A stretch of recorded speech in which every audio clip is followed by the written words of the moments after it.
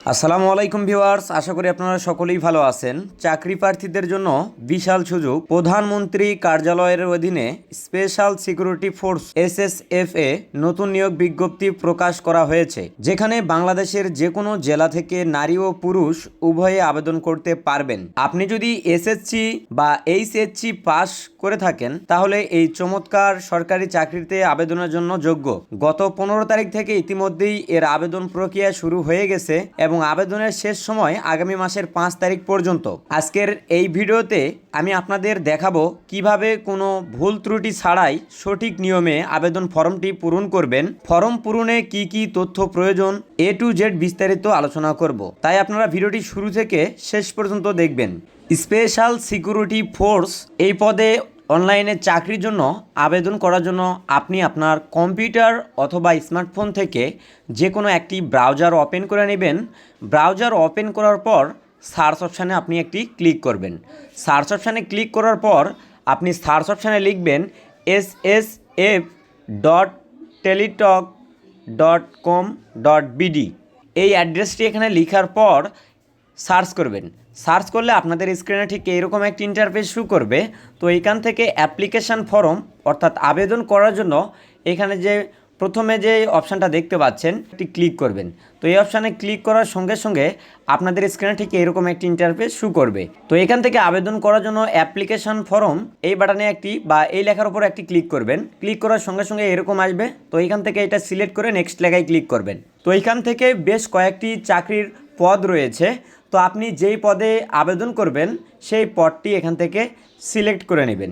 তো আমি অফিস সহায়ক এই পদে অ্যাপ্লিকেশন বা এই পদে আমি আবেদন করব, যার কারণে এটা সিলেক্ট করলাম। এরপর নিচে থেকে নেক্সট বাটনে ক্লিক করতে হবে। তো আপনারা পদটা সিলেক্ট করে নেক্সট বাটনে ক্লিক করলে এরকম একটা ইন্টারফেস শো করবে। তো এখান থেকে আপনারা অল জবে অ্যাপ্লাই করলে ইয়েস লেখায় ক্লিক করবেন। যদি একটা পদে যদি অ্যাপ্লাই করেন সেক্ষেত্রে নো লেখায় ক্লিক করবেন। তো এখান থেকে নো লেখায় ক্লিক করার পর নিচে দেখতে পাচ্ছেন নেক্সট নামে একটি বাটন রয়েছে, এখানে একটি ক্লিক করবেন। এখানে ক্লিক করার সঙ্গে সঙ্গে আপনাদের স্ক্রিনে ঠিক এরকম একটি ইন্টারফেস শো করবে। তো এখান থেকে অ্যাপ্লিকেশন অর্থাৎ আবেদন করার জন্য আপনার সার্টিফিকেট বা জন্ম নিবন্ধন অনুযায়ী এখানে আপনার তথ্যগুলো পূরণ করতে হবে। তো এখান থেকে আপনার নাম, আপনার পিতার নাম, মাতার নাম, আপনার জন্ম তারিখ, আপনার ন্যাশনাল আইডি কার্ড যদি থাকে তাহলে ন্যাশনাল আইডি কার্ডের এনআইডি নাম্বার, আর জন্ম তারিখের বার্থডে নাম্বার এবং মোবাইল নাম্বার এবং বিবাহিত স্ট্যাটাস এবং ইমেল অ্যাড্রেস এখানে লেখার পর এখান থেকে একটু স্ক্রল করবেন। এখান থেকে স্ক্রল করার পর একটু নিচে চলে আসবেন। তো এরপর এখান থেকে দেখেন কোটার একটি অপশান রয়েছে। তো এইখান থেকে যদি আপনার কোনো কোটা থাকে অর্থাৎ মুক্তিযোদ্ধা বা প্রতিবন্ধী এরকম কোনো কোটা থাকে তাহলে কোটা সিলেক্ট করবেন, আর কোটা না থাকলে নট অ্যাপ্লাইড এই লেখাটা আপনারা সিলেক্ট করবেন। এরপর এখানে নিচে দেখেন কেয়ার অফ যে অপশানটি রয়েছে, এখানে আপনার পিতার নাম লিখবেন, এরপর আপনার অ্যাড্রেস লিখবেন। তো অ্যাড্রেস লেখার পর নিচে দেখতে পাচ্ছেন ডিস্ট্রিক্ট, উপজেলা, পোস্ট অফিস। তো এখান থেকে আপনারা এনআইডি কার্ডের পিছনে যে তথ্য আছে বা আপনার জন্ম নিবন্ধনে যে তথ্য আছে সেই তথ্য অনুযায়ী আপনাদের অ্যাড্রেসটা এখানে সঠিকভাবে লিখবেন। তো দেখেন ডান পাশে এখানে অ্যাড্রেস লেখার আরও একটি অপশান রয়েছে। তো জন্মস্থান এবং পার্মানেন্ট অ্যাড্রেস দুইটা যদি সেম একই হয় তাহলে ওপরে যেই ছোট্ট একটি ঘর রয়েছে এই ঘরে আপনারা একটি ক্লিক করবেন। তো এখানে ক্লিক করার সঙ্গে সঙ্গে কিন্তু আপনার জন্মস্থান এবং পার্মানেন্ট অ্যাড্রেসটা কিন্তু এক জায়গায় একই থাকলে এটা কিন্তু এবার ট্রান্সফার হয়ে যাবে। তো এরপর এখানে দেখেন এসএসসি রেজাল্টের কথা বলা হয়েছে। তো এখান থেকে আপনারা এসএসসি রেজাল্ট, রুল নাম্বার এইগুলো আপনারা সঠিকভাবে আপনাদের সার্টিফিকেট অথবা অ্যাডমিট কার্ড অনুযায়ী সঠিক ইনফরমেশান এখান থেকে পূরণ করে নেবেন। এরপর এখান থেকে আপনারা এইচএসসি রেজাল্টটা এখানে আপনাদেরকে দিতে হবে। তো এইচএসসি রেজাল্টটা দেওয়ার জন্য যে ঘরটি রয়েছে এখানে টিকমার্ক দেওয়ার পর এখান থেকে এসএসসি সিলেক্ট করে আপনার বোর্ড, রুল নাম্বার, কত পয়েন্ট আপনি পেয়েছেন এবং কত সালে পাস করেছেন এবং কোন গ্রুপ নিয়ে আপনি স্টাডি করেছেন সঠিক তথ্যগুলো এখানে পূরণ করবেন। পূরণ করার পর এখান থেকে আরেকটু স্ক্রল করবেন। আপনারা ক্যাপচার কোডটি এই ঘরে লিখবেন। ক্যাপচার কোডটি সঠিকভাবে লেখার পর আপনারা নিচে দেখতে পাচ্ছেন এখানে ছোট্ট একটি টিকমার্ক দেওয়ার বা টার্মস অ্যান্ড কন্ডিশনের একটি ঘর রয়েছে। তো আপনারা এই টার্মস অ্যান্ড কন্ডিশনের ঘরে একটি টিকমার্ক দিবেন। তো টার্মস অ্যান্ড কন্ডিশনের ঘরে টিকমার্ক দেওয়ার পর তো এখানে দেখেন আপনি ফিজিক্যাল দিক দিয়ে আপনি সুস্থ আছেন কি না এই বিষয়টার জন্য এখানে আপনাকে ইয়েস লেখায় ক্লিক করে এটা সিলেক্ট করে দিতে হবে।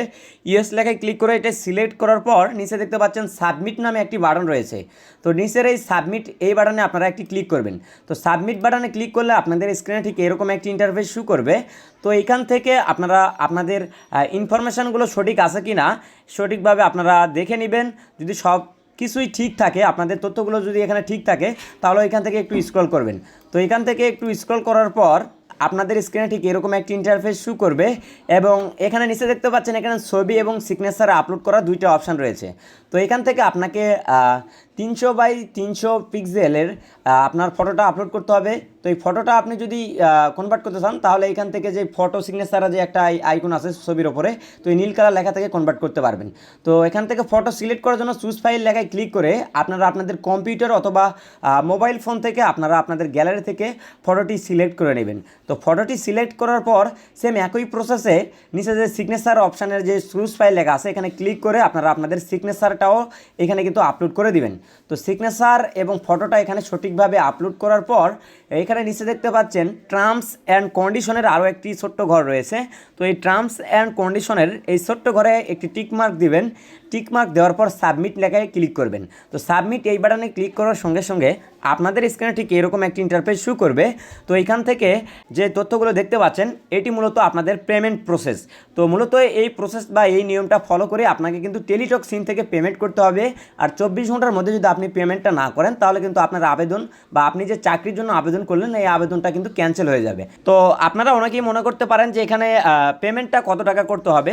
তো আপনারা এই চাকরির আবেদনের জন্য আবেদন ফি হিসাবে 56 টাকা আপনাকে পেমেন্ট করতে হবে। আর এই 56 টাকা অবশ্যই আপনাকে টেলিটক সিম থেকেই কিন্তু পেমেন্ট করতে হবে। এরপর দেখেন ডাউনলোড করার জন্য নিচে একটি ডাউনলোড বাটন দেওয়া রয়েছে। তো এই নিচের এই ডাউনলোড বাটনে একটি ক্লিক করবেন। তো এই ডাউনলোড বাটনে ক্লিক করলে আপনাদের স্ক্রিনে এরকম একটি ইন্টারফেস শো করতে পারে। তো এরকম একটি ইন্টারফেস শো করলে এখান থেকে কিপ এই লেখায় ক্লিক করবেন। ক্লিক করলে এরকমভাবে ডাউনলোড হয়ে যাবে। এরপর ফাইল আইকনে ক্লিক করলে আপনাদের সেই পিডিএফ ফাইলটি কিন্তু ওপেন হবে। তো এই পিডিএফ ফাইলটি আপনি চাইলে আপনার ফোনে রাখতে পারেন অথবা যে কোনো একটি কম্পিউটার দোকান থেকে প্রিন্ট করে নিতে পারেন। তো আপনি যদি কম্পিউটার থেকে কাজ করেন তাহলে কম্পিউটারের কন্ট্রোল অল্টার পি প্রেস করলে কিন্তু আপনার যদি কম্পিউটারে প্রিন্টার যদি সেট করা থাকে তাহলে কিন্তু এটা প্রিন্ট হয়ে যাবে। তো আজকের এই ভিডিওটি এই পর্যন্তই। তো নতুন নতুন চাকরির সার্কুলার বা নতুন নতুন চাকরির আবেদন করার নিয়ম বা প্রসেস জানতে অবশ্যই আমাদের ইউটিউব চ্যানেলটি সাবস্ক্রাইব করে আমাদের সাথে থাকবেন। ধন্যবাদ সবাইকে।